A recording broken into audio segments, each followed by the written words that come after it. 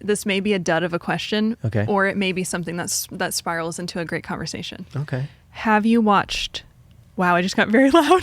Sorry, I had to turn you up a little bit. Okay. Oh, I realized. Okay, my bad. We should begin again.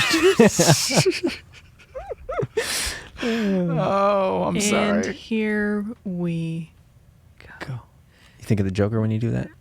And here we go. Oh my gosh, yes. I love that so much. David, Yes. have you watched the octopus documentary? Oh, no. I'm sorry. Should I have watched it? If you had, this would have spiraled into an interesting conversation, but I'll leave no. it. No, that was just the beginning. Okay. I'll leave it for the next podcast. Okay. You should watch it.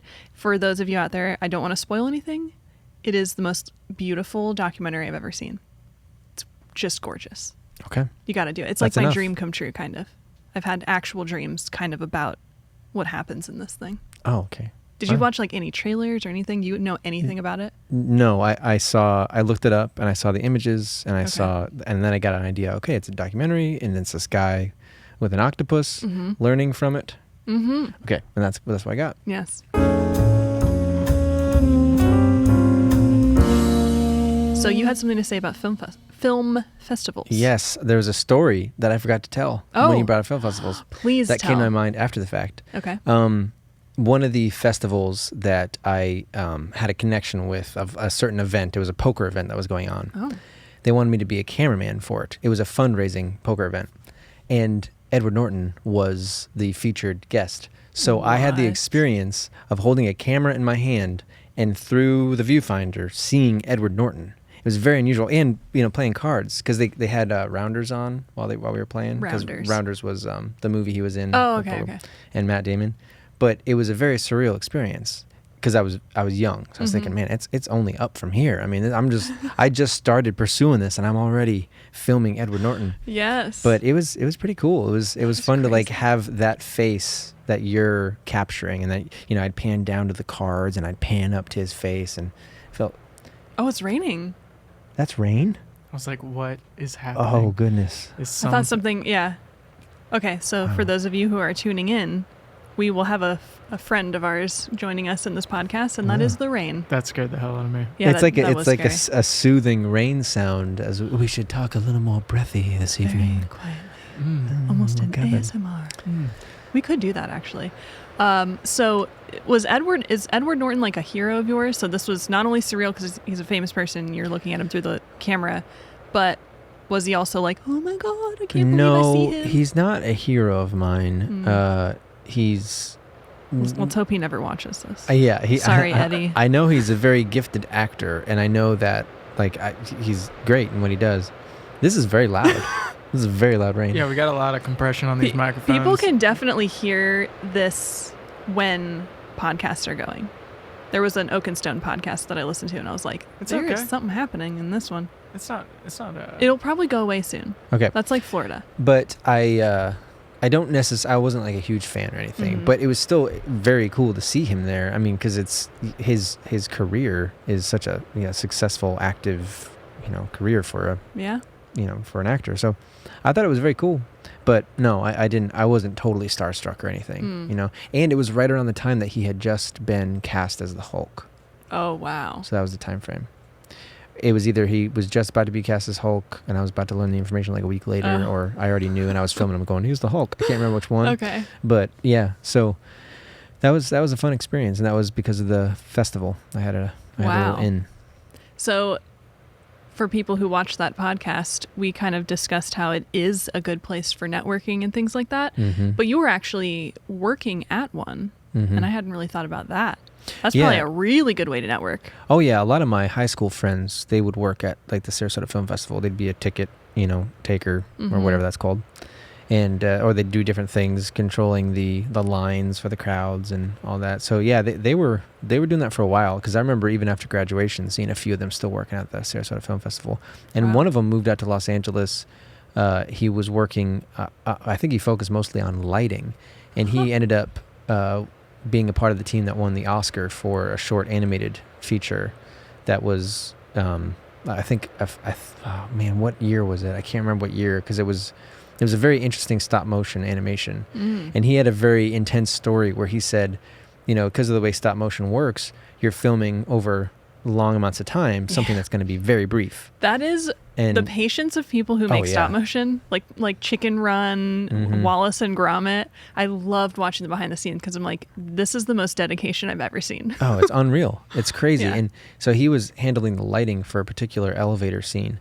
And he said that he didn't know what was happening, was there was something going on, like a really subtle warming that was happening with the light in the process of like between days.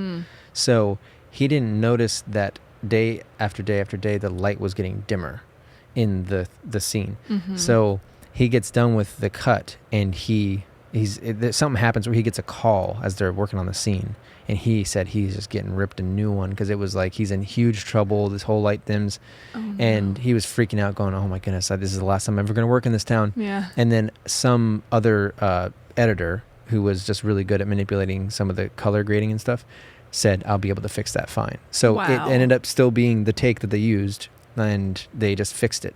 And so as you're watching the scene, there's an adjustment happening in post that you can't even know. Yeah, you can't even tell. So but he showed me the raw version of it. And he goes, just watch the scene. And you could just see it slowly get darker and darker and darker. I'm going, oh my goodness. Yeah. That's why having a crew of people that, if it's not your expertise, you know, at least you can trust their word. If they're like, yeah, I can fix that. My mind is blown. We just recently did something with green screen. Oh, I hate it. It's the area where I go, even if I'm watching a movie. I just watched the Great and Powerful Oz. Is that what it's called? Okay. James Franco. The James Franco one. I can't remember what that's called. Is it? It's something people would know. Oz, Yeah. James Franco. It was cool visually. The story was a little weird. It was cool how they threw back to Wizard of Oz, whatever. But they did a lot of green screen work in that, and I thought it was really well done, because a lot of times you can just tell it's green screen. You can you see there's just slightly different lighting. They look more gray, and so it's very hard to make green screen look good. And we had a project, and in setting up for it, obviously we did test shoots and things like that. And that was one of those things where we aren't really experts on it, but I know Ryan, if there's ever something that we don't know how to do, he's going to obsess over it, learn from the experts, and then try to put what he learned into the thing that we're going to do. And in this particular one, I was like, I don't want us to mess this up. And I don't know enough about this, but from what I'm seeing in just trying to test it out, like, backlighting isn't looking good. And so Ryan, listen to me. Shouldn't have. He should have taken his better judgment and done what he had learned to do. Apparently backlighting is like the number one most important thing you're supposed to do in green screen. And I'm like, no. Well, we had some backlight. We just didn't have enough. Yeah. And the first thing I did after we got it back, I was just having trouble with the keying on some of the but stuff. then there's people who just know that stuff, and they would be able to tell you. Like I called somebody. My buddy who does a lot of green screen, and he's like, well, did you have a good backlight? It's like, put on speakerphone. Rita, come here. So that's I really like having people in the crew that are just, I love when somebody is so good at what they do that you're just like, this seems impossible. I don't know how this is going to happen. Or you're in a crisis moment and you're like, I don't know how this is going to work. Like my audio not working in my latest YouTube video. I know, because he is an audio master, that there are ways that I can fix it. So it doesn't make me panic. But then for some people who are just starting out, I mean, the smallest little tiny bump in the road can throw you off and you just never do anything ever again. Whereas the longer you're in it, the more projects you do, the more people that you know. That's why I always say community, that's the biggest thing with filmmaking. It takes a giant village of people to do something. What I love is when each of those individual people are passionate about what they do, and they just bring this magic to where you're like, I don't have to worry about this. I don't have to be like, excuse me, green screen man, are you sure you know? Right. It's like, no, I know that they're going to be good at that. Right. Yeah. That's the beauty of a team working on those kinds of projects, is it's like there's no way one single person is going to be able to handle and know how to access all of those different lanes of expertise in order to execute it very well. It's just not going to happen. And then when a team can bring it together, then a few people get credit, and those few people who get credit go, man, there's a team behind me that made this possible. Yep. It would not have happened without them, which is cool. It's nice to see that kind of, thing come together, because there are hundreds of people on set doing little things that the people at the top aren't even sure what, like, okay, I didn't know that they actually handled that. We needed that over there at that time, but it got done and it was ready when we needed it, so. Oh yeah. Yeah, that's teamwork. That's one of the fun parts of making the magic happen. Yep. Is the teamwork makes the dream work. Mm-hmm. Dream works. Yeah. I also like that there is a shift in award shows where people are now saying thank you to, and the list of people that they have time to thank, that they're trying to throw in some names that are probably never going to get thrown out there. Right. I do think that that's nice. I mean, it happens on social media too. People say like, thank you to this random crew of people that did this and that. That's why I like watching behind the scenes, because you get to see people and you're like, ooh, it would be fun to be one of those people. The pressure's not fully on you to do everything, but you're still in the hustle and bustle. It's really fun. Yeah. Okay. I want to talk about, I was asking you about Jane Fonda, because we just watched a documentary on her. I'm kind of obsessed with watching documentaries on either people that I know a little bit about, and then suddenly you realize like they're way more in the world or in your world than you knew. So somebody that I watched one on recently was Shirley Temple. Have you ever watched any of her movies? Yes. Yeah. I grew up watching a few of her movies. Yeah. Okay. Me too. So I've seen most of them. And I watched this documentary, and did you know that she was in, it was only the course of a few years, but she was she did like 6 movies in 1 year at some point. And she was in so many movies. And if you watch her, like I've worked with kids now at this point, what was she? Oh, she was magical. Yeah. Just her ability and this is why she was the type of fame that she was, is it was during the Great Depression, and people just needed something light. They needed something good to lift their spirits. And this little girl, who was maybe like 4 years old or something like that in her first few movies, was just beyond what children were. So it was almost like she was an adult who was like in on the thing, like, oh, we need to cheer people up. Yeah. I got you. And there's been a few kids in modern time that has kind of that, like Dakota Fanning, I think, is one of those. When she was a kid, she was very much like that. Oh yeah. But with Shirley Temple, it was singing, dancing, acting with all these older people. There was even one guy who was like, I don't want to work with kids, and he was just like madly in love with her at the end of it. But what was weird is you learn that she was basically property of the studio. So I think it was Fox. And she was getting paid like $120 a week, even though they were making so much money off of her, selling dolls in her likeness, all of that.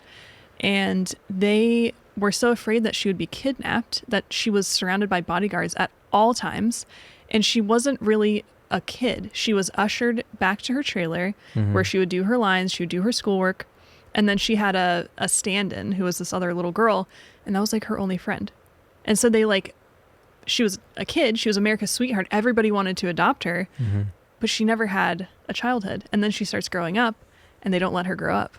They change her age. They say, no, she's still America's sweetheart. She can't get married. She can't fall in love. And then she kind of went off and did other things.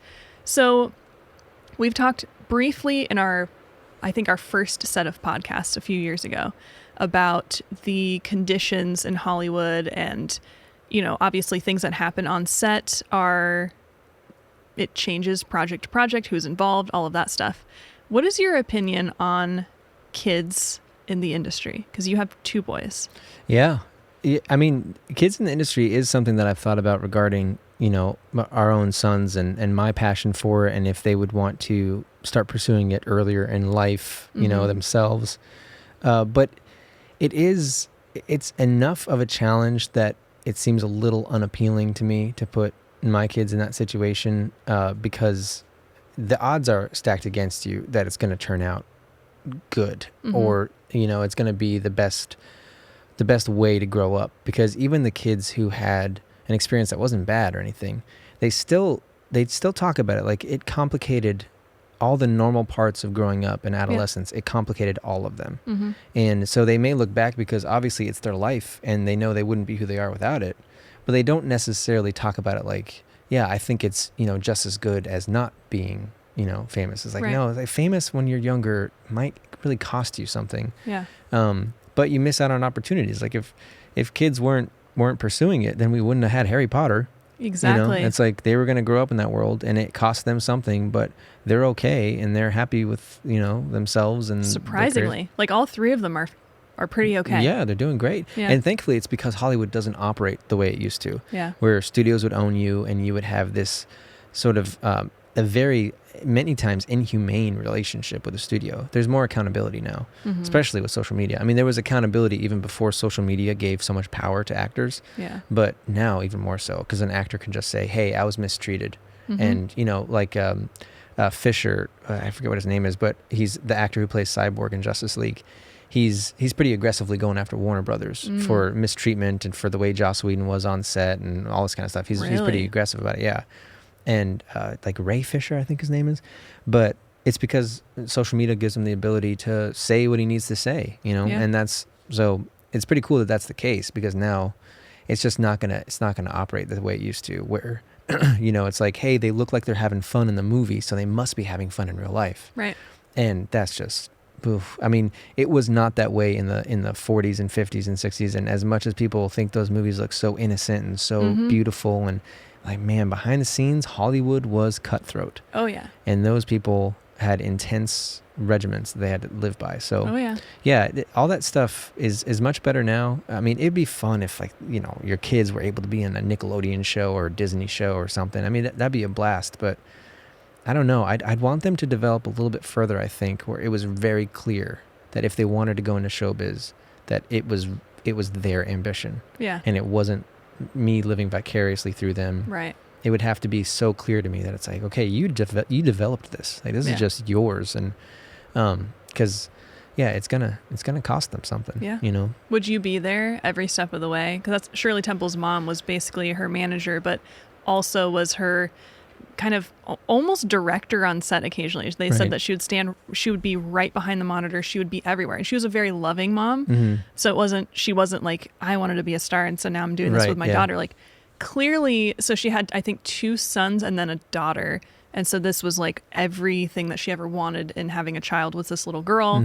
Apparently her mom would dance with a tambourine when she was like a very newborn baby, so that she would have a sense of rhythm, which obviously if you watch, you're like, she has these special talents that had to have been built early on.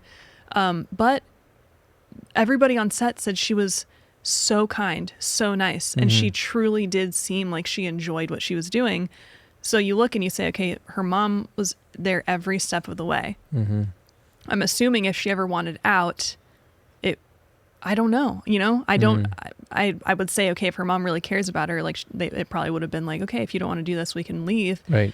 But then you hear stories about like parents who just drop their kids off and just say like, if you want to go be a star, go be a star. And like, hopefully your manager will take care of you. Right. And, there's plenty of stories and accusations and things like that about mistreatment of children. Yeah, that'd be tough.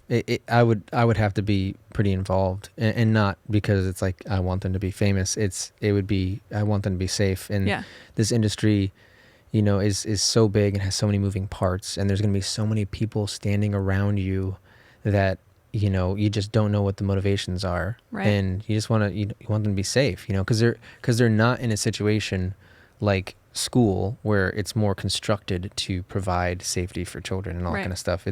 They're in a situation where they're in a grown-up's world and they're a kid and they're playing by rules that they don't fully understand. So yeah, it would be tough to. I mean, I'd want to give them a certain amount of freedom, that this is their job and this is, these are the networks that they're building. But yeah, it's it would be a lot. I can't imagine what it would take to really pursue something like that. I mean, that's part of what we talked about when we left Los Angeles, was we would love for our kids to grow up in a city that has this much to offer.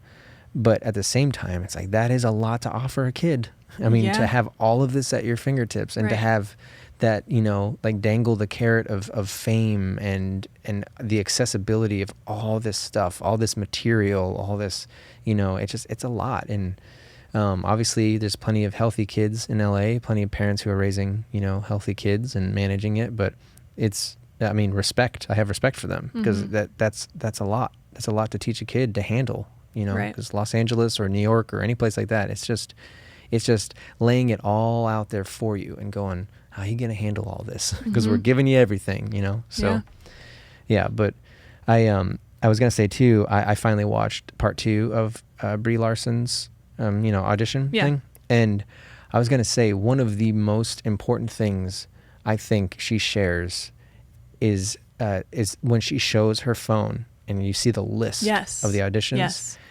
I think it is very hard for people to visualize what is actually happening in the actor's life when you're not actually landing roles. And it is that list that she scrolls through.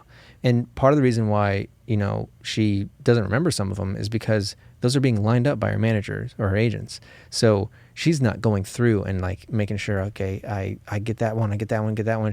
They're getting lined up for her. Some she may say like, I want this one. But so when she looks back, it's like some of those I did, you know, 3 in a day. So I'm not going to remember all of them. I'm going to see that movie and go, oh, I auditioned for that movie. That's funny. You know, because that's just the way it goes. And you're auditioning, you know, sometimes several in a day because you know statistically you're probably not going to get any of them. If it was the case that when you audition, you likely get it, then you're not going to cram 3 in a day. Because it's what happens when you get 3 callbacks. Like, you're not going to get 3 callbacks. That's the point. The point is you're getting reps in, you're getting experience, you're learning all the things that she explains in that video. Is I was getting experience of finding myself, learning how to embody myself, learning how to say yes and no to certain things, learning what it's like to take instruction. I mean, that's what you have to understand. That's the job. The job is the auditioning. And it's an actress who was going to go on to win an Oscar, and she's got a list of movies that said no. And when you see the movie and you realize, even in part 2, when she says some of those movies, you think of the actress who was likely chosen in place of her, and you're going, that actress didn't win an Oscar. It's not like they go, oh, replace one for the other because we can tell, because that's the point. You may not be right for 95 roles, and you're only right for 5 of them. You know, and those 5 may be the kind that can give you like acclaim and success. So you're going, well, wait a minute, 95, you can't focus on the 95. You know, it's literally just understanding it might be based on the 5. My career might be the 5. And I think that's something that overall I would say is one of the most profound things that someone of her stature showed the world, is just, there's the list, you know, and because it's a lot to take in, and that's hard work. I mean, I have so much respect for actors who are willing to commit to that. That is no joke, because it's such a discipline to be totally comfortable with just constantly hearing silence on the other end of an audition, and days later still silence, and just to be going to more auditions. You know, that's a lot. You know, that's why you need managers and agents, because they keep you going. And they keep calling you and saying, you got to get back to it. And you're saying, I'm tired, I don't want to do it. And you got to get back to it. Because when it's just you by yourself and you're doing the backstage thing, and you're like, well, they said John Krasinski got a career by doing backstage, and you're thinking, oh, I'm going to do it. You better have some serious gumption in you, you know, because you are going to run into those walls, and you're going to go, man, I really want that one, so I'm going to wait maybe another week before I audition again, because it took everything out of me.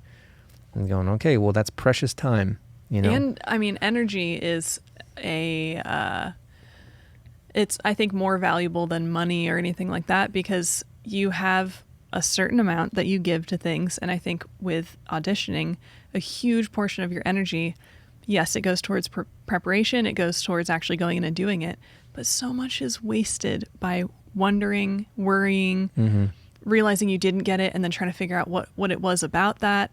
So I agree with you. I think when she showed that list and she was literally just going like this, and it just kept going and going, I go, if that's what Brie Larson has on her phone. Yeah, exactly.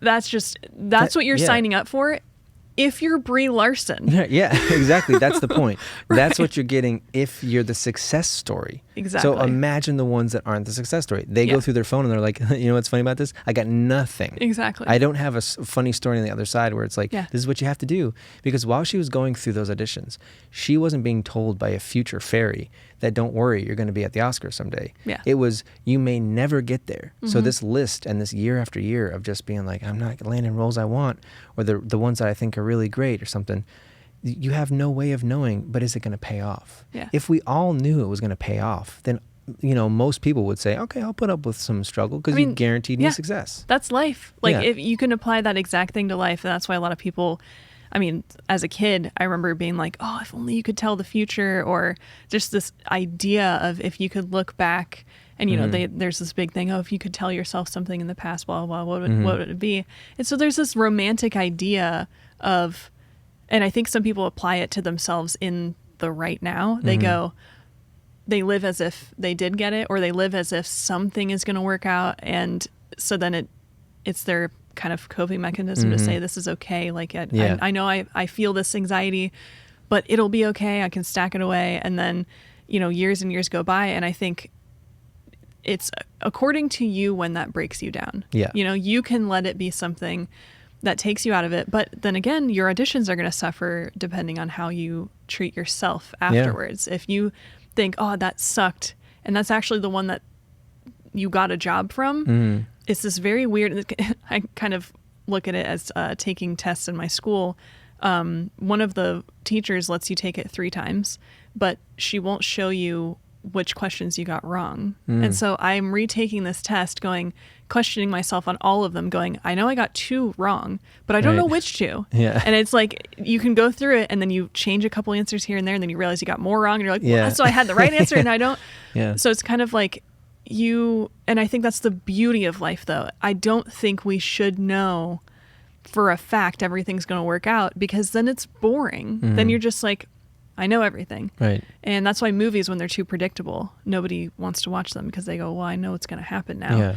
I think the point of life is to be a journey, and the point of these auditions, that's why I think people are so interested in acting, because it truly is that story of the shot in the dark, or that one random weird thing, and then you hear that story and you go, well, that's everyone, right? Like all these famous people out there, and there's so many of them.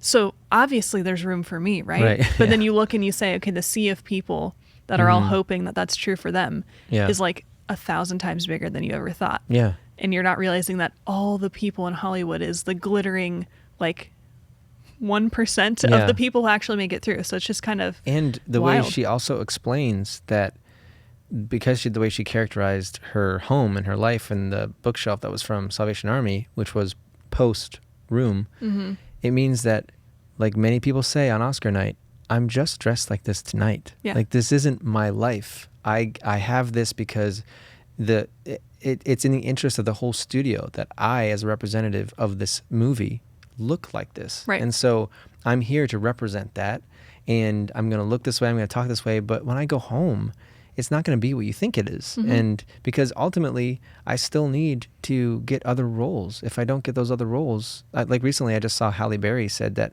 she thought after her Oscar that it was going to be like, okay, here the role's going to pour in. And she said it went quiet. And, Wow. and I mean, imagine how weird that would be to go, I got the ultimate award that an actor can get, and for some reason, in one weird, equation or another, at the other side of that award, you're just not appealing, and you don't know why. And you're thinking, how much more appealing would I need to be than to be standing on that stage saying, thank you for this Oscar. I've been awarded for my skills, Right. And that's a lot to take. I heard the same thing when the guy who played Aladdin in the new Aladdin, he said he's on the red carpet for Aladdin, and he knows he's got nothing else after this. No calls are coming in. Right. I mean, what a wacky feeling that would be to just go, even when you find success, it's not what the people think it is, because when they see you at the Oscars, they assume you're done having to work at it. That you'll be at every Oscars in the future. Yeah. And what's crazy is you're only at the Oscars when you're relevant to the Oscars, unless you elevate to, like the Meryl Streep level. Right. But even then, there's still levels of just saying, hey, if you're not involved, if we're not either going to have you as a presenter, or you're not in one of the movies or something relevant, then it's like, you're not just going to be coming back because this is where all celebrities hang out on this night of the year. It's just there's not a that limit. way. There's a limit of the people that they allow in there. There's a limit. So it's just, it's interesting. I really appreciate her channel and her talking about those auditions in particular, because it's just so important for people to understand how that stuff works, for actors to understand how it works. I'm working my way through more videos on her channel, and she did one where she was turning 31 and she cleaned out her closet. She did like a glow up. She cut her own hair. She cleaned out her closet. Have you seen that one? No. She had the most relatable rant in her closet, and it's something I relate to. And then as I'm reading comments, I'm like, okay, she hit something here. And I don't think it was scripted. I don't think it was given to her. I think she truly feels this way and conveyed it in a perfect way. And so I'm just like, thank you, Brie. Thank you to whoever let her do YouTube. Thanks, all of that. She was talking about turning 31 and not knowing what her style should be. And she's trying to clean out her closet, and she's going, it's so weird that I have all these memories attached to the clothing. And it's like, well, sometimes I want to wear sweatshirts and sometimes I want to wear these gowns, and I have both, but like, who am I? And so she stopped cleaning out her closet halfway through and was like, yeah, I just can't do this today because it's more than what I was prepared for. And that's something that I also have. I look at my closet, I'm like, who am I? Like, I have all these random things in here, and they're all like, they do have memories. Some things I don't like, but I don't know why I still have them. Like, it was just this really weird thing and you look at her closet and it was a mess. And she's like, I'm really embarrassed to show you guys this, but this is me. And you go, that is an Oscar-winning actress who is showing us her closet. And then she started talking about insecurities and things like that. And you just go, okay, she's not doing this because I don't think she's doing it because she is desperately trying to do or be or say or do whatever. I think it's just a turning point in most people's careers to say people are sick of the scripted fake stuff. Like, if they don't see who we really are, that's what they truly want. And I do think a lot of that came from social media. You go, well, you give us this much, so give us more. Yeah. And I think it is terrifying for celebrities who are used to being edited and glamorized and all of that stuff to be now being asked of their fans, give us more. And if they mess up because they are unaware of what reality is, if they are not relatable, you almost can't really come back from that, because then now they have to explain themselves. They have to explain the weird misstep that they took. And so I think I know when we first talked about it, it was like, should she be on YouTube? I don't know. I do think that she's kind of leading a charge of be real. Be as real as you possibly can. There's parts of it that are scripted, obviously. But yeah, I still wonder about like her graphics and stuff, if she's getting fed those graphics, because they're sort of disproportionately clean and clearly defined from her video work itself. You know, it seems like she's doing it, but then she'll kind of reference as if she's cutting the video herself. So I'd love to know where those lines are of what she's doing. But either way, what she's saying to the camera is her. I mean, that's her personality. Yeah.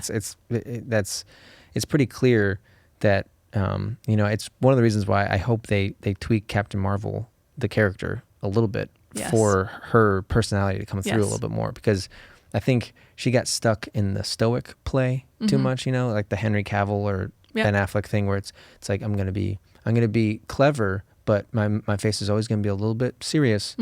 Because I think if she's able to bring more of her personality into that character, it's gonna liven it up some. If Captain Marvel was a little bit awkward, that'd be amazing. You have this invincible person who is weird and uncomfortable sometimes. That's amazing. So I agree, and I think they did that with Thor. Exactly. What's his face is so funny. Yes. Chris Hemsworth. And so he gets funnier as you watch Thor. The more you watch Thor throughout all those movies, you start to realize they really played it. And I think, honestly, sometimes you have to be a character, and occasionally you get the chance to play them again. And then they sometimes don't do better, but a lot of times they do play into that actor's personality. It's like it starts to shape it to what the actor says. This is really what I'd love to do, and this would loosen me up. And then it's like the character starts to come alive in that way. Because I think, people like Henry Cavill and Ben Affleck and their versions of those superheroes, it's like it feels a little too wooden and doesn't feel just like they're naturally living in that space. It feels like they're trying to go, okay, this character has a lot on their plate and a lot on their mind, and because of that, you know, it's like it just feels everything's kind of bottled in. But part of what was so fun with Marvel was just how many times they let the actors and the characters just loosen up and play around. Because the same thing happened when they did, well, essentially every character. I mean, the one that stayed very disciplined was Chris Evans with Captain America. You know, he always kind of stayed like consistent and I have to always do what's right and very earnest. But and many of the characters around him loosened up, and Black Widow loosened up, and she had more dynamic, and some of it's inconsistent from movie to movie because, you know, just they're making so many of them. But so many. Yeah, so many of them. But it's still, it's cool to see them able to, you know, just have fun with it. And I think Captain Marvel would really benefit from Brie Larson being able to, I mean, she may have liked the way they handled Captain Marvel. She may have liked that stoic thing, but it'd be cool if she's able to. I want to see a little bit more Brie. So, speaking of Captain America, did you hear about his blunder? Oh, yeah, the picture? Yes. Yes, I heard about that. So I explained it to Ryan. Ryan, you are up to speed, right? You know. What were we talking about? So welcome back. I'm here. I just don't know what you're referring to. I'm sorry. I told you about this. He posted a video on his Instagram, and then at the end of the video, yeah, he showed his wiener. It was in his camera roll though, so it was like an accident. So I have not looked at. I did not Google it. It was I think it was like a TikTok or something that he put onto Instagram and then closed I'm gonna out. pull it up. Don't. That is so embarrassing. But this is what happened. This is what's weird is obviously you know about all of the hacking and stuff that happened with a lot of there were a lot of celebrities a few years ago, and a lot of their nudes got posted. He accidentally posts his own, and so many fans. Please, I don't want to see it out of the corner of my eye. Is that it? Oh, it is that's a drawing the of one. a hot Captain. dog. That's funny because it's Winter Soldier. No, for people who probably can't see the screen, we're not looking at Chris Evans' ding dong. Yes, we are. But Ryan we Googled certainly Captain are. America wiener. I don't know what you're supposed to say. Don't look up anything else. Okay. Because I'm trying to make a point about this. Okay. So many of his fans started tweeting like cute pictures of him, like him with puppies, and like we love him, so that they could bury all of the retweets of this image. So. And it started this debate that said, why is it that he gets protected as this, he's Captain America, like Chris Evans, like he's a sweetheart, like this is so embarrassing for him. We don't want him to be embarrassed, so we're going to cover it up. Whereas not too long ago, it was like, ooh, everyone is going to Google this naked picture because it's out there now. And like, oh, have you seen it? That's always kind of been the MO with leaked pictures. Right. It's like, some people are very curious and they go about it. And then some people just in person, like, no, I haven't watched it. I have never seen people on the internet trying so hard to bury this blunder, like I called it earlier.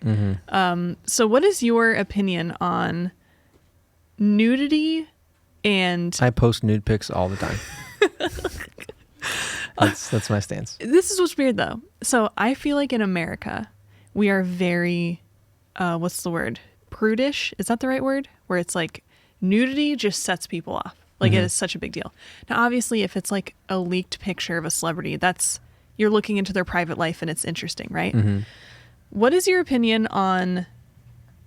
Oh, thank come you. on now. Ryan That's just very brought us sweet. waters. You already had one. Yeah. Is it because there's mouth noises happening or No. you just needed water?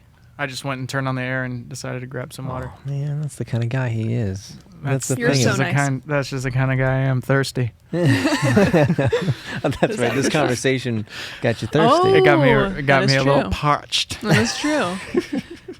So what is your opinion on something like that changing his image? So for instance, if he like didn't get hired again to play Captain America, because this happens with Disney stars or things like that, where they have some sort of personal thing. And I'm using like nude pictures as one example, but there's other things like drunk driving, things like that, where it's like this human behavior that is pulled out and then focused on. And because of the focus on it, it can change how you see them. And my thing is, okay, it's not spoiling the actor from being able to play roles in the future, because I think that's what social media does. That's what interviews do. If you see them as themselves, then you're seeing them as a person.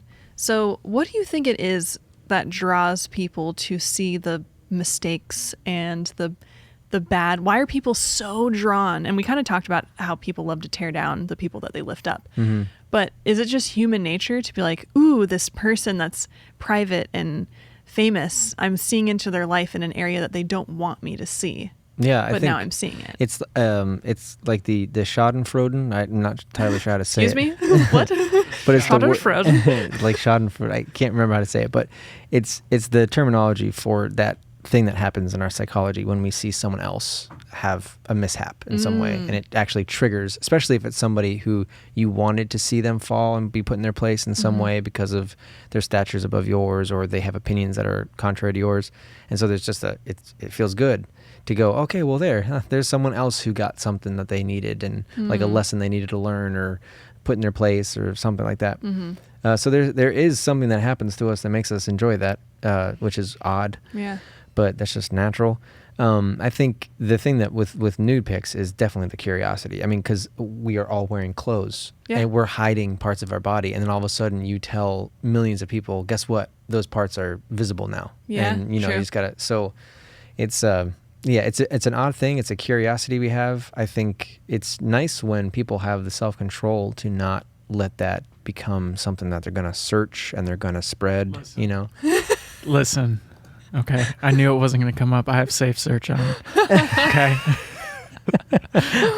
I realized as I was saying it that it's like people like this man over here. Shame. He's Shame. searching I it. wouldn't pull that up in front of my wife. That would be inappropriate. No. But I mean, yeah, especially with the leaks happening that were taken from people's phones and hacked, like that was a pretty gross offense, you know. So it's a very unusual thing to think that people would be willing to still look at those photos, even though those people had no consent. And, you know, and Chris Evans had no consent either, but it was nonetheless, you know, a mistake he made, which is why you're going, oh, no, it's so embarrassing. But for them, it's like they were hacked. Yeah. So, I mean, for the love of Pete, please don't go looking at the pictures. I mean, clearly they didn't even make a mistake. It was just, they were hacked. Yeah. So like an actual invasion of privacy. Yeah, a full-on invasion of privacy. A lot of the excuses for... and I don't know if Jennifer Lawrence had done Red Sparrow. I know that she's like fully nude in that, but some of the excuses were, well, she's naked in movies. Right. So like, this isn't off limits. Yeah. And I think that justification was so strange to see. Yeah, like, I think overall it's going to be changing in Hollywood, even when it comes to women having to be nude in the professional artistic way. I think women are going to start getting very picky. And which is great, because in a weird way, for the more conservative culture that was saying certain things are bad, like Game of Thrones, don't watch it because of all the nudity, the more liberal leaning ideas are going to start moving toward, well, it's not that we're thinking conservatively in that way, but we are thinking about the human themselves having to expose themselves to so many others that are going to take advantage of that art. Yep. And that now they can say, hey, if I'm not comfortable with it, or if I don't think it's necessary, I shouldn't have to do this. I shouldn't have to put myself in that situation. And before, I had no voice, and the culture was like, no, that's Hollywood. And if you don't do it, guess what? You're not going to work again. All those typical threats. You're not going to work in this town ever again. But, you know, or we'll find another girl who will. Yeah, exactly. Yeah, we'll find another girl who will. And that's going to be the challenge, is there are still, for many years, going to be girls who think, sure, it sounds great to take a stance and say I'm not going to get nude, but they will have the fear of, maybe in this scenario, though, I'm going to lose this job because it's going to sound so great to the culture, and they're going to be like totally behind me. But if I lose my job because I said no, then... Can I ask the question that everybody's wondering? Yeah. Would you do a nude scene? Oh, yeah. Is that the question everyone was wondering? Everyone's thinking that, right? That is what everybody's David, would you? My wife and I have talked about this kind of thing. Oh, you have? Yeah. Well, you had to have. Yeah. And it is the material. The same way that everyone else is talking about making the decision, it would be if she and I both felt like the material was something that was important and needed that moment in order to get to the heart of what it's trying to reveal, then it would be it'd be a yes, it'd be a very difficult one because Yeah. it would be obviously frontal nudity for a guy is quite a bit. I mean, frontal nudity for anybody, but I'm saying in particular Yeah. for myself, those parts. Yeah. Yeah. It's quite a lot to think. Okay, that's going to be on screen. Right. And that people can, it's there as long as that thing is out there, which if it's on the internet, it's going to be there forever. What you're saying is you will show your butt, no problem. I feel like butts are mostly okay. Most people are okay with butts. Yes, I would. That wouldn't be. That's not as No, big of an issue. the You're butt like, would. Google this thing and you'll find my butt. Yeah. You're like, I've already done it. Yeah, the butt would be far easier to get to. The threshold of the front would be a lot. That would be like, man, this is because something about it also like for women, something about that particular part of the body is so tied to, you know, I don't know what proper terms, but it's the part that's leading to far more intimate things. Yeah. So it's something about it seems a little more sacred. Yeah. And then, you know, because not to sound like silly or like I live in a bubble, but there are parts of Game of Thrones that I straight up did not watch. And I let my wife Really? tell me when they were over with. And there were times where she was saying, I was seeing things, parts of bodies that felt like those should be off limits even for this exploration of this world. Interesting. You know? And, male and female, or? I think for female, it's a little more Okay. sacred to her than male. Because which I understand because it's like it's a dude's wee wee, you know, like whatever. But something about the female side, it's like, man, you're really gonna go all the way to showing us a glimpse of that. So Yeah. I don't know. It's a complicated topic, and for every artist, they have to decide their own lines, Right. because you don't want to do the thing where it's like when an artist does decide to allow for them to show the wholeness of their body, for them to be like, you know, shamed for thinking, well, that was the right move for me, and that was the right move for the project. Yeah. It's each case, you know. It's just, I think there's a general consensus, it seems to be the case in Hollywood right now, that Game of Thrones was gratuitous. I think it's now at the point where, in retrospect, people are thinking, I don't think it needed that much Well, nudity. they calmed it down in the later seasons too. They didn't did, yeah. Like it wasn't nearly as crazy Yeah. as the first couple seasons. Yeah. Yeah, it wasn't as crazy, and I think I that's, heard. I haven't watched the show, obviously. Yes, yeah. But the thing is, I was about to say what? the thing is, whatever the thing was in reading the script becomes something different when it's performed. Then it becomes something different when it's edited. And we kind of talked about that last Yeah. time, that the story in the movie takes on this kind of evolution as it goes. So maybe the right choice when it was in reading the script area, you know, maybe they talked to the director and they said, is this necessary? Blah, blah, blah. Right. I've heard a lot of stories about that, is they say, I don't want to do this because this doesn't make sense. Or, okay, this makes sense, but I want it to be done in this way, blah, blah, blah. And then, you know, as it goes through all these different hands, and maybe it didn't work when they filmed it. Maybe something wasn't working, and so they had to do this other thing. And I wonder, so in Red Sparrow, Jennifer Lawrence, you see, have you seen that movie? No. She's like playing a Russian spy who was a Yeah. ballerina who, so she's like teaching a class of people. I can't really remember the scene, but basically she's showing that she's like unflinching, basically. And so she is fully nude, and this is in a class full of people. So there's like obviously other bodies there. It's not like a closed set for that, unless they green screened her. I don't think so, though. So she's standing, and the person who's standing in front of her is blocking just the right part of her.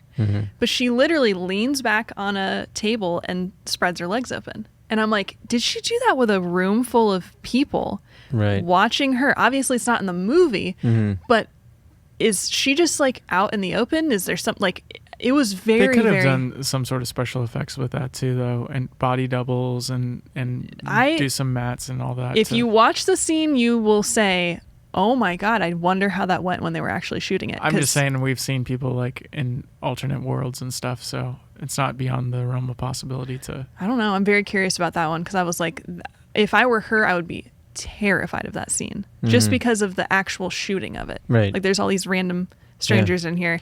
Yeah, I mean, there's, depending on how the production handles it, there are many times they will have the room emptied of anyone who's not absolutely necessary to put the actors at ease, you Right. know. But for certain ones, it's like, it doesn't matter if there's one person in here. It's still, when this is done, there's an audience that's on the other side of this that's Right. going to watch this. And I mean, that's what's sort of impressive sometimes about actors, is what they're willing to do that they may be self-conscious of in the moment in front of a few people, even though it's like this is going to be in front of millions, Right. and they still think the millions to them, because they're on the other side of this, veil. It's easier. It's like that's a character on the other side. Right now, it's me and it's these other people, and I have to. And they watch me before cut. Yeah. They watch me before they say action. Afterwards, like they get more of the situation happening. Yeah, it's a lot. It's a lot to handle. So that kind of stuff is very intense, and it is the case that you go, okay, I'm doing this as art, but you also know that there's going to be some, 14-year-old kid who's going to go to this part in the movie and pause it. Oh, yeah. And so they're not going to be seeing it as art anymore. Nope. There's going to be, so they're just objectifying it. So, oh, yeah. And there's a lot of movies like that. People know, that's the one where the scene of blah, blah, blah. And it's like defined by that. Mm-hmm. It's funny. This wasn't like a thing that I intended to talk about, but it's kind of funny that there's a lot of things that I've watched that kind of play into this. So Jane Fonda in her documentary talks about how, I believe she was either dating, engaged, or married to the director of this movie. What was it called? Barbazilla? I can't remember. Where she plays like a alien woman from space. And the opening sequence in this is her, they said they like laid out glass and then she was fully naked, like rolling around on the glass, and it was the special effect. Barbarella. Mm. Yeah, that was, I don't know what year that was. So it's like one of her first movies. It's like about 2006. 1968. Oh, that was close. Yeah, I think it was in the 60s. So the very opening scene of that is, I guess the story is an alien woman who is obviously very attractive. It was kind of like it was supposed to be like a campy, like something or other. Mm-hmm. But she talks about how she didn't understand why she needed to be fully naked in that scene, and that she was drinking so much tequila in order to do that scene. And it's supposed to, so the reason she's on glass is it almost looks like she's floating, like she's taking off her space outfit, and it's supposed to look like the special effect is happening. Did you hear that sound? That was my stomach. Oh, it was? Yeah. I thought it was like somebody outside yelling. What's weird is before that noise happened, I was hearing something else. And then all of a sudden I felt my stomach move, and I thought, I heard a motorcycle. Yeah, it's like, it could be any number of things. Oh my God, I know these are very sensitive microphones. So. Yeah, okay. I thought it was like an animal or person. Okay, sorry. So she... Stop the show. Yeah. What was that noise? She talks about how she didn't know why she had to be fully naked. She had to be drinking to do it. And then a bat flew between the camera and what she was doing, and so they had to redo the scene. Oh. So not only is the experience of doing something vulnerable in front of people and a camera, and it's going to eventually be played in front of, a large number of people in the audience, you have to redo things. And that to me is just this almost adding insult to injury. It's like, why am I supposed to be naked? Okay, a bat flew through. Yeah. Are you for real? Well, the having to like drink alcohol to get yourself, ready for a scene, that isn't because you need to be drunk in the scene, but just because you're so scared. Yeah. That seems so messed up. And that's the kind of stuff where you go, like art is important, and what Hollywood is doing is important. I said important, weird, is important, but it's still sometimes you go, what people have to go through for fear of losing their job, for any number of things. But this was like her romantic partner. I don't know where they were in their relationship, but they eventually got married. They were married for like 10 years or something. And that guy was like, I know how to get this performance out of you. Yeah. And then, I don't know. But she was like, why? So that's also weird. It'd be like if Ryan was like, I know how to get the best performance out of Rita. Fully nude. And I'm like, what? Like, that just, it sounds so strange. Well, here's the weirder part. Did you say that it was her husband that was directing her? Where have you been? So one of the weirder things that has happened is I saw a lot of people were canceling their Netflix accounts due to a foreign film that came out on Netflix. So it originally premiered at Sundance in 2019 and was actually, before that, the script won Best Screenplay, I believe in 2017 at Sundance. And then this woman who wrote the script loosely based on her own experiences, she's a French woman, she then premiered the film in France, and it was just applauded as this amazing thing. Oui. Yes, we. And then it premiered at Sundance in 2019 and was amazing. And then Netflix got the rights to distribute it, and their promotional materials of it definitely sparked some massive controversy. So the movie Cuties, they changed the description of it. They said something more along the lines of an 11-year-old girl is drawn into this group of twerking girls or something like that. The movie poster was all of these 11-year-old girls in their dance outfits, which were like short shorts and little like tank tops, and in very like kind of provocative pose. And there's a lot of controversy from people who haven't watched it. And so there's kind of this debate on either side, which is, did they go too far? Did these filmmakers go too far to tell this story that... Before I watched this, I have been saying this for a while. If you go on TikTok, you are essentially watching provocative things. You are. And some of it's not. A lot of it probably isn't. But there are a lot of top TikTokers that are young girls. They're definitely underage.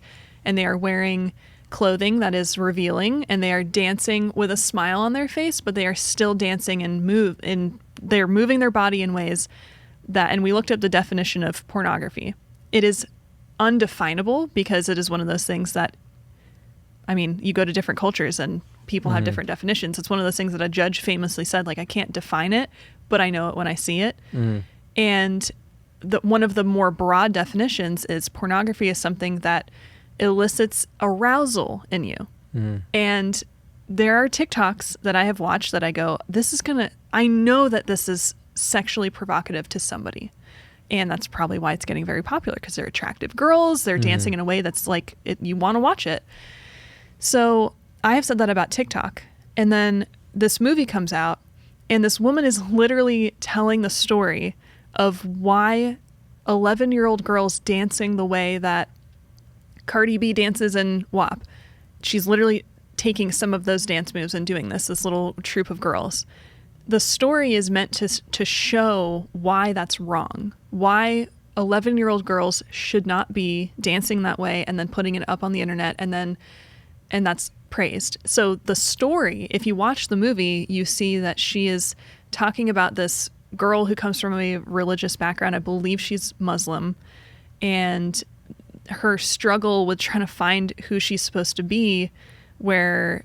You know, she has a bunch of family stuff going on at home, and her family's trying to tell her how to be this good religious girl and, you know, be the certain way so that you find a good husband and things like that.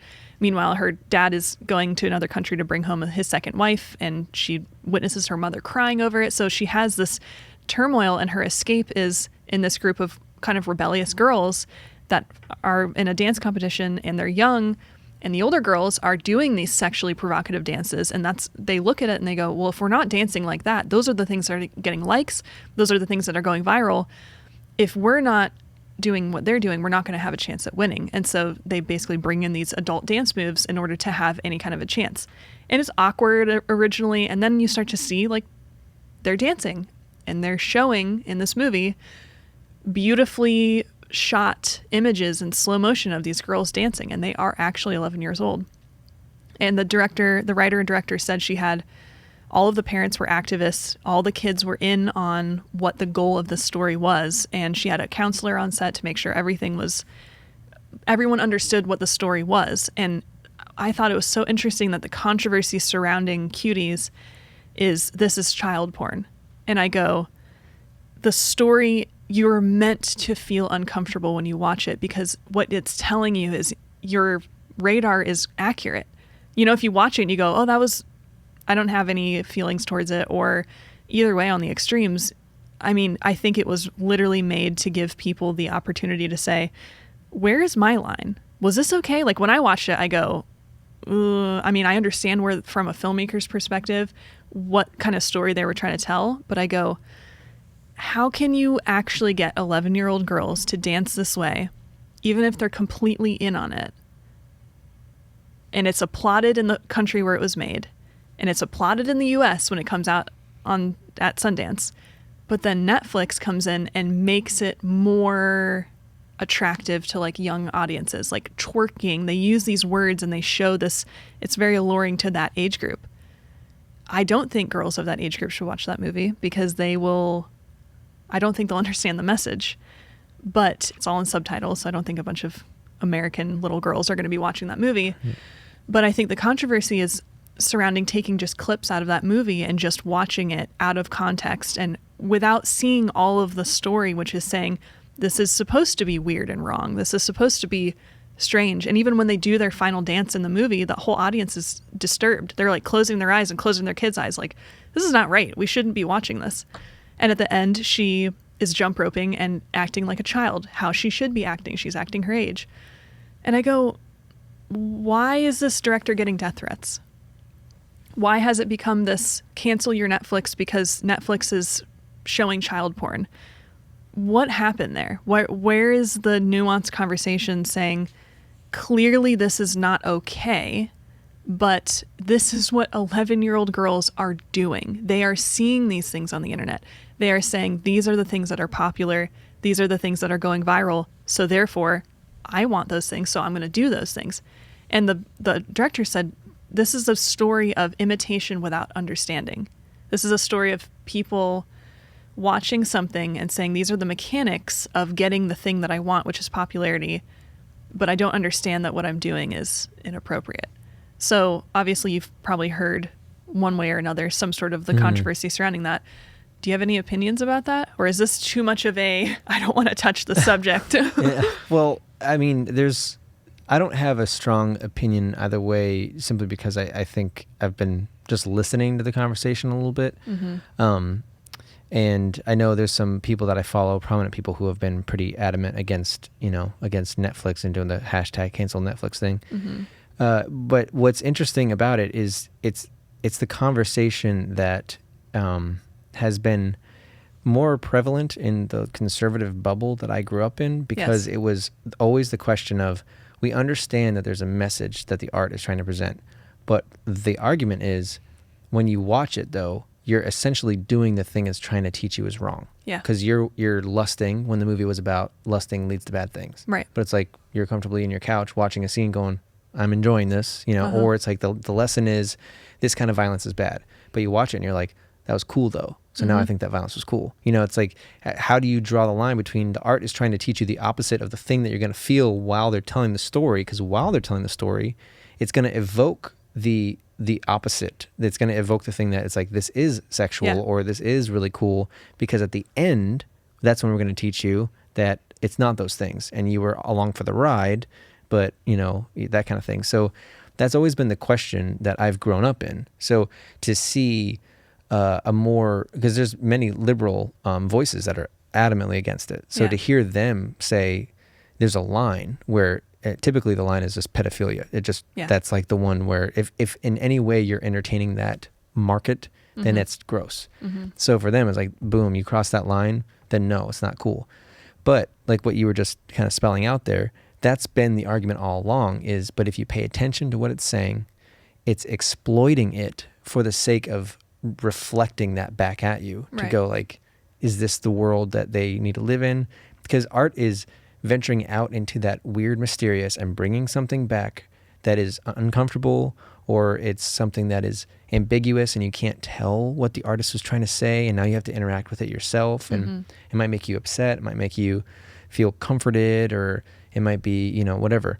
And that's the complication of art, is when is it accountable for exploiting something? Right. And we clearly don't know, because that's why this is so divisive. We don't know where that line is. And it's the same for if you're a voice, like if you're a very successful podcaster or a radio show host or whatever, and there are ways to take a little rant you went on and to put that into a clip, and it really irritates people. But if you would have heard that in context of everything I said, then you would have understood I wasn't really saying what it sounded like in that minute and a half. But are they still held accountable for the fact that you're able to take a minute and a half, put it onto YouTube, and sound like you're racist, or sound like you're, whatever it may be that you sound like there? That's always the question. It's like, when is the accountability kick in? And that's the nuanced conversation that I think it's okay to have some certain knee-jerk reactions where you think I mean, I remember seeing the Cuties picture before it had totally blown up into a big issue. Yeah. I remember seeing it and just thinking, whoa, so this is cool now? Like we can do this? Because I didn't know the context. I didn't know. All I know was I saw Cuties and I saw the poses of all the girls. And I thought, man, that's crazy that this is okay. And then from there, obviously. I truly believe that was the intention behind the movie in its entirety. Right. But I believe Netflix took that exact shock value and they somehow, geniusly in a terrible way, struck a chord with people. It was like the perfect image of, if you want to elicit this feeling of what you just said, is this okay? They did it. Yeah. In the description, in the picture, everything. So I'm wondering, was there some plan behind it to where, because again, it was applauded in film festivals and when it was originally put out. And then it literally got all of this negative attention because of that. And obviously, then when you look into it and you watch the movie, there are absolutely clips in there that, especially taken out of context, you go, this should never have existed. And I think the biggest argument is pedophiles. And I absolutely agree that nobody should ever do anything that is giving more fuel to that nasty fire. But that stuff exists everywhere. A pedophile can take literally a family picture that you put online and they can think whatever they want about it. There is no way to protect, unless 0 children were allowed online. And that's why YouTube took away a lot of family vloggers. They took away their comments because of that issue. Yeah. And a lot of people were very mad about that. They said, why are these families who are making money off YouTube suddenly not allowed to have communication with their fans because their comments are taken away? And it's like, well, that's because that's where a bunch of pedophiles would come together and meet each other and share this stuff, even though it's literally like a baby eating a fruit salad. It's like, that's where they would congregate. So it's this very strange thing where I believe in protecting children and not exploiting them and all of that stuff. But then there is literally that opposite side that says we are creeping closer and closer to that edge because of things. And I'm not trying to say TikTok is the enemy. I'm not. I think there's a lot of good stuff that comes from it. I think if there's one thing to give kids to do, it's dancing to music and having fun. Like that's great. But there is definitely a weird, like, we're not going to all say this, right? We're not going to, because it's weird to say that 15-year-old girl who's dancing to this cute little song or will cause somebody to feel aroused. That's weird and gross. Nobody wants to talk about that. But I think it's happening. And I think that is the conversation where we go, where is the line? And I think it's more so in these girls, where is the line for what they are willing to do with themselves? Because they're the ones putting up that content. They put their phone out, they dance, they do these things, and they upload it. Whereas Cuties was directed by somebody, and these girls were cast, and they had a camera guy or a camera woman, and it was edited, and they put this together very intentionally. So I think there's also the difference between it's your content, you're putting it out, and somebody had you come do it.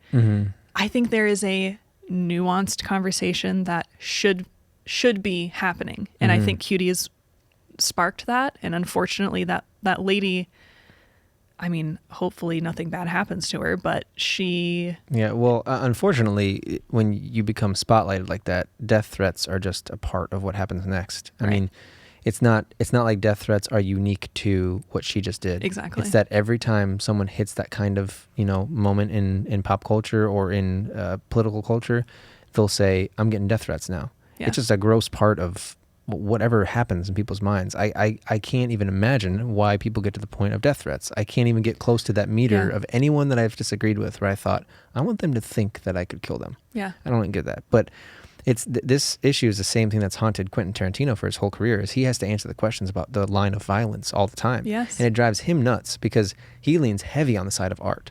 So I don't know if he's come out about this Cuties thing, but he leans all the way on the artist is not going to be held accountable, period. Because our whole goal is to do is to explore the scariest, most uncomfortable, the most obscene, whatever. That's our role. We do that and we bring back what we find. And then it's up to you what you're going to do with that. And so I don't know where I am on that line because I respect that is a way, a philosophy behind how you look at an artist. And then I'm also a pragmatist who knows, but then where is the accountability for when it meets the real world? what is it going to do to the people who watch it? And, how are you going to but what's interesting is when people watch Once Upon a Time in Hollywood, because we all feel the same way about the people who murdered innocent, people in that house, and especially a pregnant woman. Yeah. When we watched them like brutally killed in that movie, we literally smiled and laughed. It was fine. Yeah. His other movies, people are a little less comfortable. But like in my own family, which is a relatively conservative family, they had no problem watching those people get killed by Quentin Tarantino, essentially, because it was like, good, that's justice. So you just think, okay, there's a common ground that's found when there seems to be this thing that's like, we don't like them getting away with it, so watch them get slaughtered that way. Mm-hmm. But in other circumstances, it's gratuitous, it's too much, it's sending wrong signals. Yeah, it's all the meter's all over the place, and I think it's a conversation that's wide open, and and it needs to be had in some way.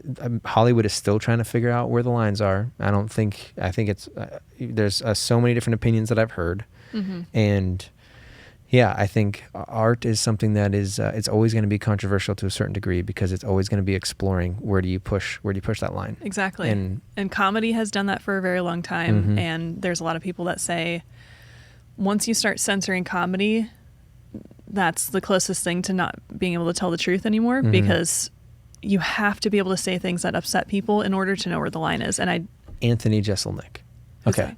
He's my favorite comedian. Okay. And he is dark. And it's very odd because I'm not a dark person. Mm-hmm. But it's like I understand the art of comedy is to reach over there. Mm-hmm. And I have a hard time getting into comedians in general and stand up. It's like I can sit there and go, man, there's funny observations every now and then, but whatever. Yeah. Anthony Jeselnik, though, is a caricature of someone who's just cold, calloused, and, Where can I watch his stuff? I'm super into watching different stand-up. Well, lately. he's got a couple specials on Netflix. Okay, perfect. And his delivery is very methodical, and it's like, and he essentially tells false stories and acts like they're real, but says terrible things that pushes the audience into like, oh, that's terrible. Is that him? But yeah, that's him. Okay.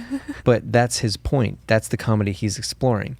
And what's so interesting is he knows it's a caricature. In certain interviews, he'll be the caricature, and other times he'll be himself and talk about and he is someone who's very comfortable with PC culture. He thinks that he has no problem. You know how comedians are kind of saying this PC culture is making comedy.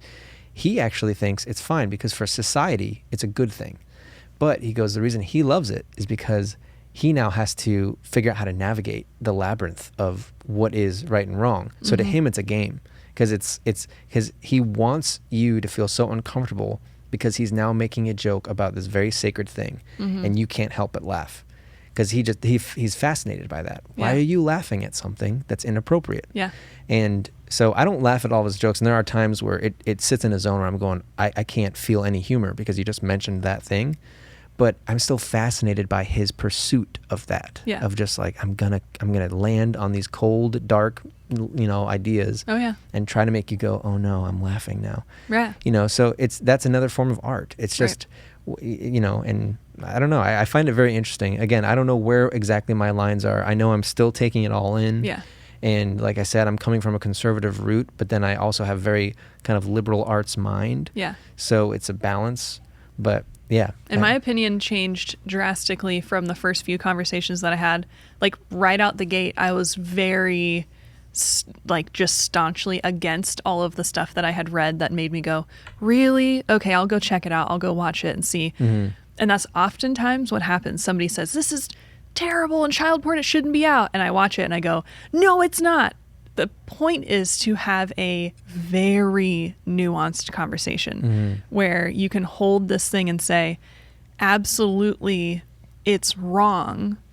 But my question is, from a filmmaker's perspective, should she have made that movie or not? And I think she should have, because it got this conversation going, because nothing else that I watched, I mean, there's a few things. You watch something called Kids that kind of gave you that same question of like, what's appropriate to show? Watched that a long time ago from the 90s. You remember that movie?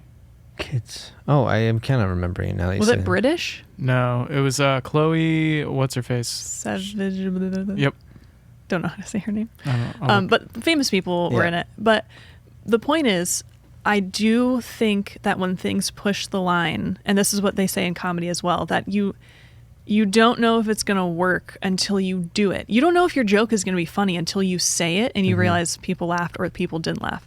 So with movies like this, where you know that it's a controversial thing, but it is mirroring real life. And that's what I don't understand about people being just unable to have the conversation, which is like, okay, can we all agree, like, children should be protected, obviously.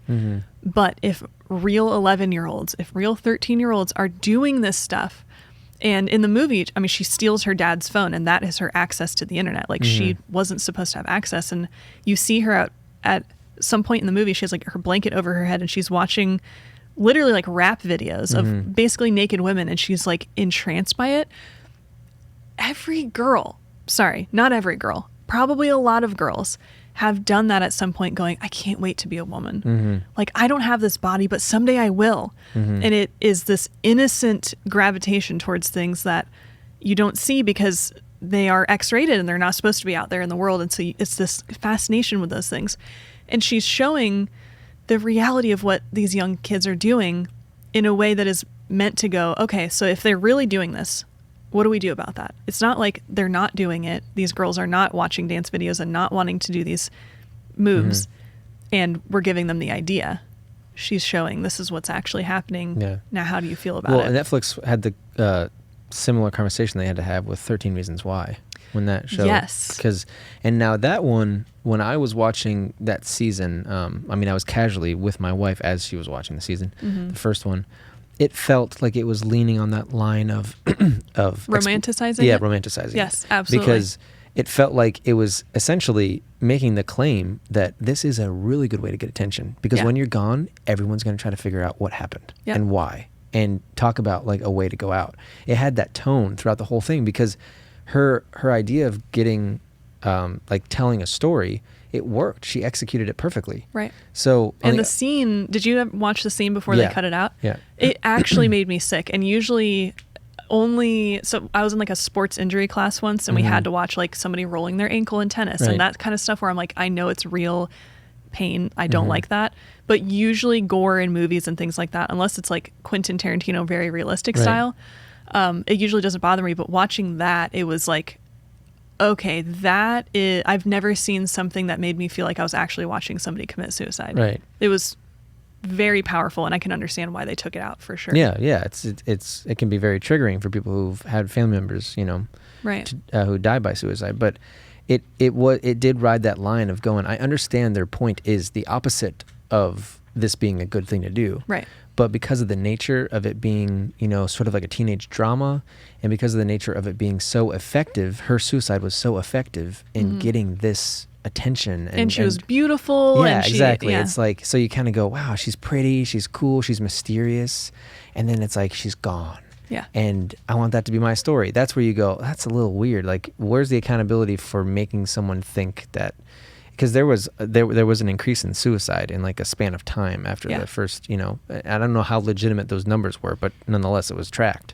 And even though they put, please watch this thing after the episode, they put almost a warning in the beginning, and then I would watch all of those at the end going, what are they saying about this episode? What I would ask is, whose responsibility is it to censor something like that? Let's say that is over the line, or let's say it's even worse than 13 Reasons Why, and it jumped way past the line. Who then is responsible for making sure that content like that does have an actual like consequence to it, like an increase in suicides? Who is it that's responsible for making sure that doesn't come to fruition? Is it the producer? Is it the actors that signed on? Is it the network? The writers? Who is it? Is it okay if it's a novel? Is it not okay if it's a visual, TV show? Yeah. That's the weird part of all of this, is we haven't really come to a place where we know what those lines are. But as like you said, with artists, I feel like everyone's just going to keep. They need to know where the line is. Yeah. So you're going to have these things that are going to continue to happen. 13 Reasons Why, Cuties, whatever it is. All we're going to do is keep going further and further to see what is. We gotta test that zone out and see what it is. Because the point is finding the line so that as culture moves, you can push a little bit beyond it. But yeah, if there is no definition of where that line is, you could make 100 steps too far past it, and then this thing is out there and enough people have seen it. It's interesting that something like Cuties, and I haven't seen it and I never will, but it's interesting that something like that is, people are so certain that that's over the line. Mm-hmm. And it's just like, but what is the line? Yeah. Where is that line? Like, how do you define that? And the only way you really can define it is by crossing over it. Mm-hmm. Right? Mm-hmm. But I am interested, who do you think is responsible for that kind of I mean, is it the parents for letting their kids do it? Because that's really what it comes down to, is there had to be kids that were available. Well, let's go back to 13 this. Reasons Why, because I think it's less obvious or something. I just think it's easier to kind of discuss it. It's a great question because there's the one side of, well, you're going to have federal regulations that come down and say, artists can and can't do this, which there's plenty of people on both sides across the aisle who would go, no, yep, you cannot have the federal government telling creatives what they're going to be doing, because of how frightening that is about what it's silencing.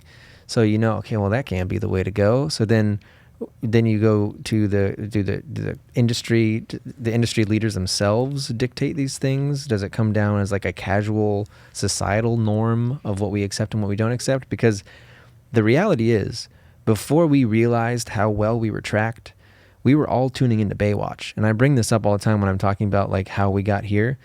When you look at Baywatch and you look at a time when we weren't quite as aware of how well we were understood as a viewing audience. Mm-hmm. And many, like I said, in my conservative circle, it was like Baywatch was a no-go.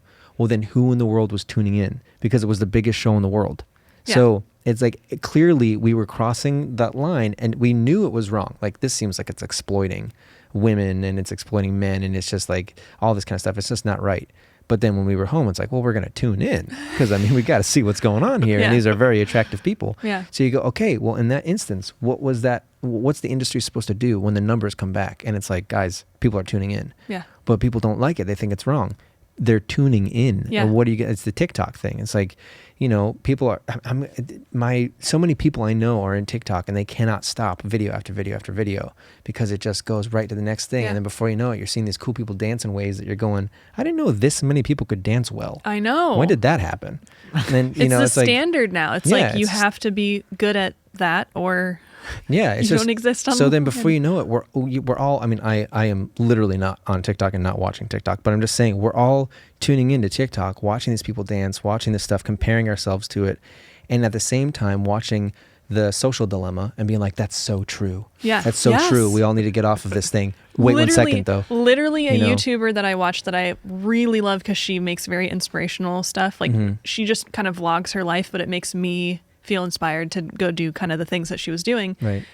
She, at the end of one of her vlogs, was like, we just watched The Social Dilemma and it is so crazy. And they start talking all through it. Like, I'm going to monitor how much time I spend, blah, blah, blah. Right. The next video she posted is, I'm on TikTok now. And she's like, I understand it. And I'm just like, yeah. What? Yeah, I know. So what kind of an epiphany was that? It was very short-lived. Like, The Social Dilemma really did change how I see a lot of things. And I think I said this in our podcast that we did together, our little roulette one, that I don't ever want my YouTube channel to have ads on it. So if you've made it this far in the podcast, let me know if there are ads on this video, because there definitely shouldn't be. Yeah, nothing is monetized. I don't even have enough viewers per year to monetize. So that shouldn't, and that's the big thing. I'm like, if I'm not allowed to monetize and YouTube is still monetizing me, that's a huge, huge problem. But I hope, even if I had 1 million subscribers, I don't want to monetize because I feel like it is not right to be watching a conversation and then suddenly it's like, go and buy this thing and you can't skip it. Like that's, and YouTube's doing 2 ads in a row now. So you're just, especially on an hour-long podcast, like you're going to get a lot of ads on there. Yeah. So I hope to never do that because I just feel like it is, watching The Social Dilemma, you realize, and we're gonna be talking for 2 more hours. That's what people don't realize. We're gonna keep talking. This is just the middle. Yeah, this is just we're in the middle. The SD card has something to say about that. Oh, okay. So this podcast I said I was getting a bigger one, and I didn't. So this podcast is about nudity and very controversial things. I'm excited. I'm looking forward to seeing if people take what we say out of context or if they stick around for the whole thing. You want to throw out a bunch of disclaimers? You do not think people should be nude. Yeah, I know. I think people should have nude parts. No. Here's how I feel about nudity. We shouldn't be so damn ashamed of it. People in Europe have that stuff figured out. They've been okay with body hair. They've been okay with nudity for a way longer time than Americans. And I feel like Americans are still a little too triggered by nudity. I don't think it should be out there in your face. I'm concerned that the one thing that's going to be picked out of this whole thing will be the fact that I mentioned I didn't watch certain scenes in Game of Thrones and I guarded my eyes. People are going to be like, for real, kiddo? Like, no, really? I know plenty of people that would guard their partner's eyes from watching it. Here's the thing. Like, you and I have serious Christian backgrounds, and we both come from very conservative families. Mm. And I have this whole list of things. I have this fantasy that someday we'll be able to do a podcast talking about the goods and bads of Christianity, the ridiculousness, and then like the things that are really, really beneficial. And I think that is a beneficial thing. I think there is something good to like being mindful of what your lines are, knowing what your like, this is my threshold. And maybe it's a little bit shorter than somebody else's threshold would be typically, but that's my threshold. I have one. And I don't think there's anything, if anybody wants to pick that apart from you. No, I don't think people You know should what I mean? tell if somebody has an opinion about something like Cuties, 13 Reasons Why, all that. My job is not to influence them or convince them to change it in any way. I just think that having a conversation that is not just either it's not child porn or it is child porn and then there's no other conversation. I'm like, I think explaining yourself a little bit more is the way to go. I like Tulsi Gabbard, and she tweeted against Cuties. So that's I saw that too. Yeah. You did? I like Tulsi Gabbard a lot. And I also feel like she'd be willing to have a conversation about it. She Even though would she be. tweeted like, no. I still think she'd have a conversation Well, about Twitter it. is meant to be as short as possible. Yeah. What is your point? Yeah, a little bit of a hot take so that it's like Yeah. somebody's going to retweet this. And Yeah. It's like cancel Netflix. But Exactly. that's all. Well, I still have Netflix, and I think you should watch that octopus documentary. That's all I'm going to say. Yeah, we still There's have nothing Netflix. controversial about the documentary about the octopus. We still have Netflix because we just watched Cobra Kai. Oh, Ooh, we I've have been not wanting to watched start that. But It, just be clear that it's like Hallmark for boys. not to genderize it or anything, Yeah. but it's not like a real show. It was like they made it for YouTube and it worked, and then all of a sudden it's okay. Well now we got to make a show. That's it's awesome. But it's so easy to watch because it's like silly. it's silly. Okay. But clever at the same time, and it's just. I don't want to have to put a whole bunch of like amendments to what I'm saying, but we just had a fun time watching it. So we'll watch a little bit of that. You watch the octopus documentary, and then we'll chat about that at the beginning of the next one. But please don't let that be like I'm burning collateral on telling you to watch No. Cobra My Kai. sister already has been telling me like We've already it's been warned, horrible, yeah. but you're gonna love it. Okay, there Yeah, we go. yeah. It's yes, as long as that's understood, because I don't want people thinking, really, that's your taste, Cobra Kai. But no. I think by now people should understand that and if there's broader taste. If I here. was cast in Cobra Kai, I'd be thrilled. Yeah. Because it's karate, and I grew up in the age of the 80s, 90s karate stuff. I'd be crazy about it. I'd be so happy. Were you Three Ninjas guy? Oh, Three Ninjas, Sidekicks, Power Rangers, Ninja Turtles. I mean, name it. It just it keeps going. You guys were very similar. Yeah. Well, we did hang out and have sleepovers all the time. And watch too. Powerpuff Girls. And cut. You can get that in editing. Yeah. Well, this was very enjoyable. I think this is number 6. Is it? Oh, yeah. I think so. Yeah. I don't know, but we're getting them I up think it's there. number 6, yeah. Yeah. Thank you, Dude, David. this is great. Oh, I'm sorry. should we end? Okay. What about the ST card? The ST yeah, card. is it still rolling? Okay. is. Hi. Goodbye.